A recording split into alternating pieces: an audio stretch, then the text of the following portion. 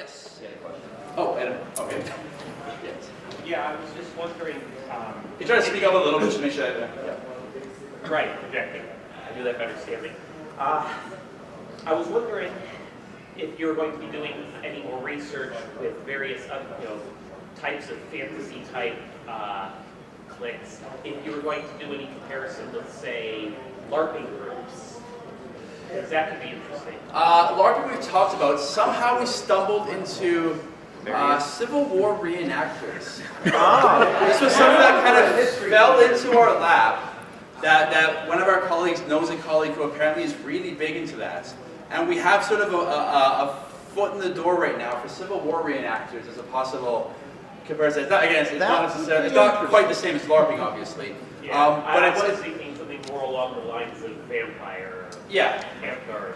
And we'd like to. Again, it's a matter of having limited resources, and we'd like to be able to study 50 different fandoms. It's a matter of sort of picking good ones to start with and working our way towards. I've noticed a lot of people that play like Vampire and Werewolf and stuff and do LARPing. Mostly they're Therians.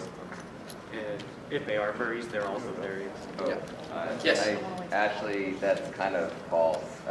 Strictly within Vampire and Werewolf, the guidelines is that if you actually believe in the stuff, you can't actually play the game. It's like one of the rules that actually set the game. Oh, really? Yeah, it's why that I can't play the games as well. It's the big rule set. And yeah, you had a question, right? Or, yeah, okay. My name is Mix. I'm part of the Theory group. Sure. I've been doing this since, I was a kid. I used to furry fans and as my project was more about other werewolves and theirs as well.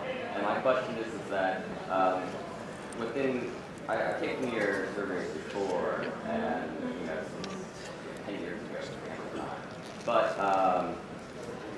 you guys don't really go into the Therian subculture too much about the shifting that we do, the meditation that we do, the spirituality that we do. Could you at least, get more into that? Because a lot of the furries that we've met, I went to the furry account afterwards, Yeah. there was a good handful of furries that didn't know what Therian was. Yeah. And, it's kind of like the spiritual, meet and greet as to, one more step into defining what furry is and what Therian is. Yeah. So I can say we did a huge chunk at InterContinental last year. We kind of fumbled, we dropped the ball a little bit on how we did it, and I wish we could go back and change it a little bit. So what we did actually do a huge chunk, we did over 100 questions asking about whether we talked to Therians. We tried to get really specific issues. We did a whole set of questions on shifting, really trying to get into the nitty-gritty of this. The problem was we threw it on a general survey of the entire furry fandom because we didn't know how to get just a sample of 200 Therians into a room. Why don't you just have a separate survey just for Therians? We did that the subsequent years. We did 2 years ago. We tried giving to the general fandom. What we ended up doing was pissing off a lot of furries who said, these are 100 questions that are completely irrelevant to us. So that didn't work so well. So the next thing we tried to do was we tried to have a Therian specific survey. And what ended up happening there was Therians took our general survey, not realizing that we were hoping that they would take the Therian survey. Or when we said, oh, are you a Therian, can you take this survey instead? They said, well, no, I don't want to take a different survey. Why are you making us do a different one? So we fumbled in the way we tried to execute it. So we're trying right now to reach out to Therian groups and do Therian-specific surveys that way. So we're in the process. And my colleague, Dr. Garbassi, is the one who's sort of spearheading that type of research. If you want to review later on, doing a radio show and talk about Therian stuff as well. I might add, I have to leave tomorrow morning at 5 in the morning, so we'll see if I'm still awake by then. But I would very much like to, yes. Yeah. And at the very least, if you grab one of my cards and get in touch with me and remind me that we had this conversation, I would love an opportunity to sort of find inroads to that community. Yeah. Yes, thank you. And I always try to ask Therians, when I described Therianthropy, was I close? Well, I'm not a Therian, so I'm trying to... I just walked in, so I wasn't really too sure about what you said. Okay. I could just say that you're probably wrong. We've been wrong before, and I can readily acknowledge when we are. About your semantics. Well, I just want to say that, when we're talking at the Therian panel, we're basically saying that everyone's wrong and everyone's right. Everything's lost in translation. We all put different words, what we feel is right, and the spirituality What are you on for time right now? About 10 minutes left. 10 minutes, okay. Yes. No, so a lot of these you have very. We'll go here and there. Okay. All right, okay. I think it's quick. Okay. So a lot of these have like really high sample sizes, but then you brought in focus groups for a couple of the issues. Yes. Do you feel like that's also representative of like, do you feel like that gives you an accurate picture into it, or like what was the methodology? Yeah. So focus groups are, we try to, as best as possible, do converging methodology. So usually when you're starting off with an issue, you do a focus group, you do a small 15 to 20 people to get an idea for here are the important questions that are worth asking. Having figured out those questions, you next move on to a much more broader sample. So we've done just that. So our current survey actually includes some of the types of issues, like the overall survey includes several issues that were asked during these focus groups to try to more thoroughly address the issues that were discussed. So right now it's an empirical question to see do the findings of our focus groups generalize to a broader sample.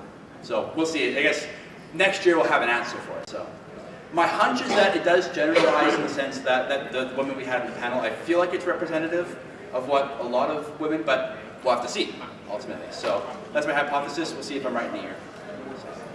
Yes? Will you be open to this type of conversation after this panel? Can I still approach you? And I mean, I have a list of things that I didn't want to call questions. Oh, sure, yeah. I can hang around outside afterwards, and if you see me tonight running around, by all means approach me, ask me questions. If you want to talk to me at my research table, by all means. Yeah, if you see me basically flag me down, feel free to talk to me. Gotcha. Yeah, and I'll make sure I'm available outside the room. Will you be here tomorrow? No, I leave at 5:30 in the morning for Canada, so yeah, so you should get me today. I'm sorry. Assuming the Yes, weather sorry. is convenient. Yes. Disability fandom, is that one of your panels? Or is that something? Yes, Disability of the Fandom is a panel that we're putting on in an hour and a half, I think.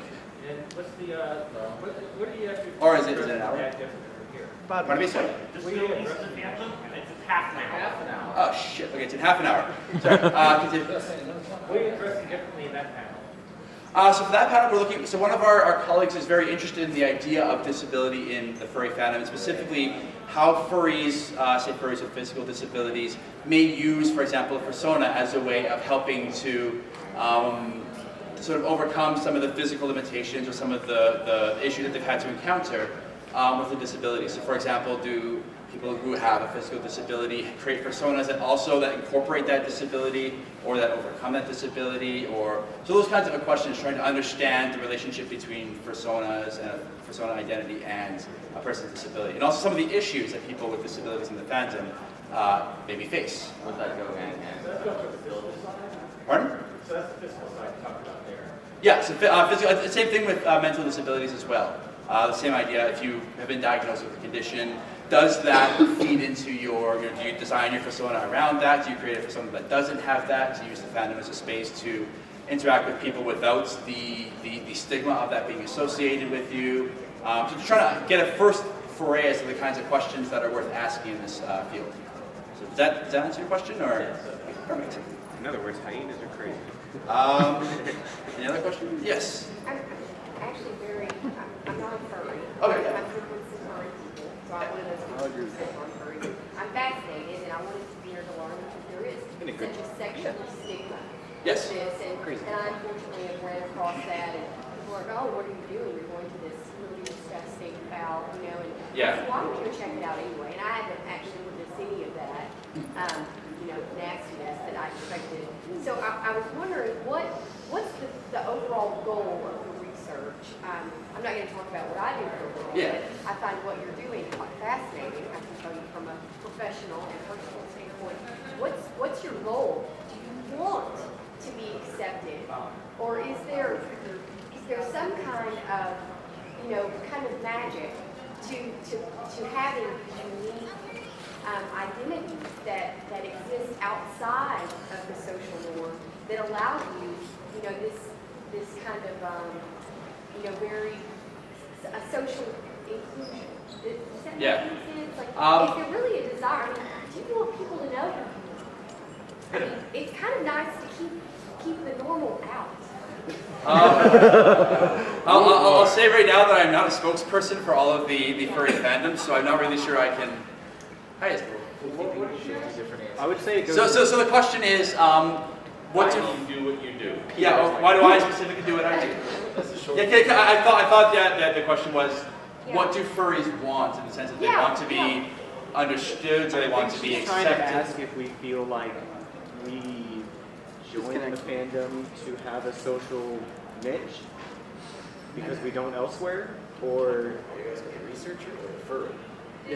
Well, that's well, I asked the furry in you. Like, what do you want? Is there anything that you want from the non-furry community? You're left alone. Or do you just want to be? I guess if you're just asking, I do not speak for all furries. I'm just, I guess, speak on my point. Yeah, that's.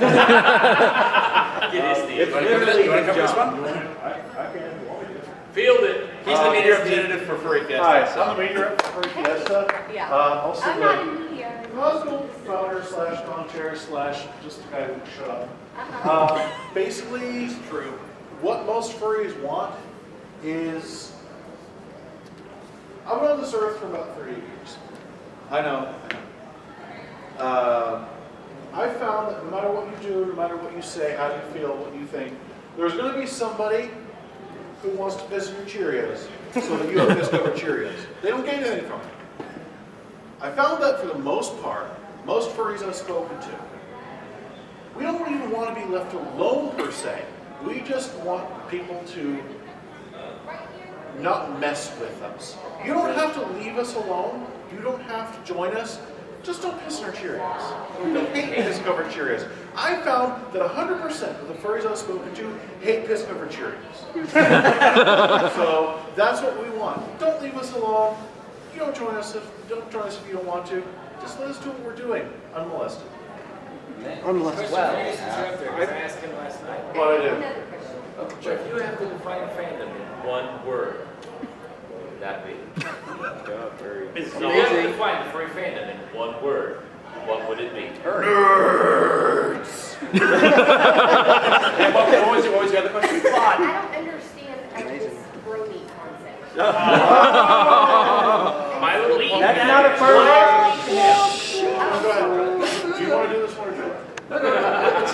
So bronies are, do you know what the term means or no? There's My Little Pony Yeah. associated with it. Yeah, it's adult, typically adult male fans, not necessarily always male, but the term is usually referring to adult male fans of the show My Little Pony. Okay. And it's usually a lot of people who like it, like they're drawn to it by like the positive messages in the show, they're drawn to it by reminiscence of a lot of the same voice actors, a lot of the same animators, a lot of the same style is in the same style of shows like we grew up with, shows like Dexter's Laboratory, Powerpuff Girls. And not all furry. I mean, not all bronies are furries. And not all bronies are furries. Yeah, most bronies are not furries. Yeah, It's a subset. they're distinct, but there's some overlap between them. It's not a subset, it's a distinct group. Yeah. There is some crossover. Yes. But you have bronies who aren't furries and furries who aren't bronies.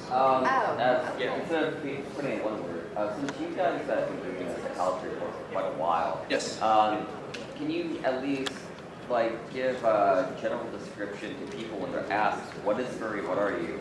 That we can all kind of just practice in our own minds, just voice out to the public and kind of like a general good vibe type of mentality, that probably multiple cases, or like a paragraph. Is that possible? I mean, So if you've read any of the papers you've ever published, the description we usually say is that furries are people who are fans of anthropomorphism, the people who like to give human traits to animals or animal traits to humans, and how this manifests itself is extremely diverse. For some, when you like giving human traits to animals, it means you like to put on suits and walk around.